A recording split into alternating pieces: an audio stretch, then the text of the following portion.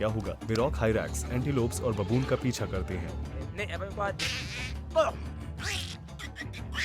हड्जा जनजाति जीवन को उसके मूल रूप में देखती और जीती है। वे गंदा पानी पीते हैं, लार्वा के साथ शहद खाते हैं और कभी कभी जानवरों के अपशिष्ट के साथ मांस भी खाते हैं। अगले 3 दिनों तक मैं उनकी जनजाति का हिस्सा बनूंगा और उनकी लाइफस्टाइल को देखूंगा।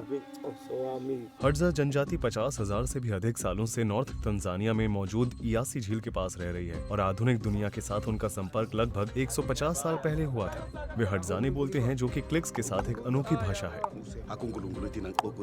सदस्य हमें उनके प्रमुख के पास लेकर गए। मेरा नाम सागोरो है। सकोरो, सागोरो। रूही। रूही, लड़के कहाँ हैं? चलो उन्हें ढूंढते हैं। उन्हें पहले से ही नहीं जाना चाहिए था।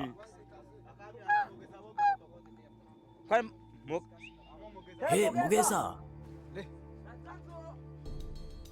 हम हदसा हैं और हमारी हजाबे जमीन पर आपका सभी लोग यहाँ आ जाओ। शिकार करने की खूबी उनके पहनावे से साफ साफ नजर आ रही है। ये आपके सिर पर क्या है? बबून से।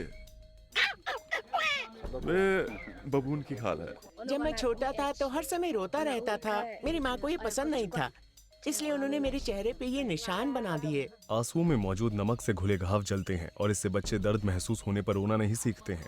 अब मैं बड़ा हो गया हूँ और अब मैं बिल्कुल भी नहीं रोता हूँ। यहाँ जवान लोगों का एक ग्रुप अगले शिकार के लिए अपने सामान तैयार कर रहा है। यह कौशल पीढ़ी दर पीढ़ी चली आ रही है। मेरे तीर सबसे अच्छे हैं और मैं उन्हें खुद बनाता हूँ। शिकार करते समय अगर हमें कोई जानवर दिखाई देता है तो हम जानवरों की प्रजाति के अनुसार अलग अलग बर्ताव करते हैं। कुछ जानवरों को सूंघने और देखने की अच्छी समझ होती है। ऐसे में हमें चुप रहना चाहिए और छुप जाना चाहिए। हम धीरे धीरे आगे बढ़ते हैं जब तक कि हम उसके काफी करीब नहीं आ जाते। उसके बाद ही हम निशाना लगाते हैं। ये क्या हुआ था? लेपर्ड। बहुत समय पहले मुझ पर एक लेपर्ड ने हमला किया था।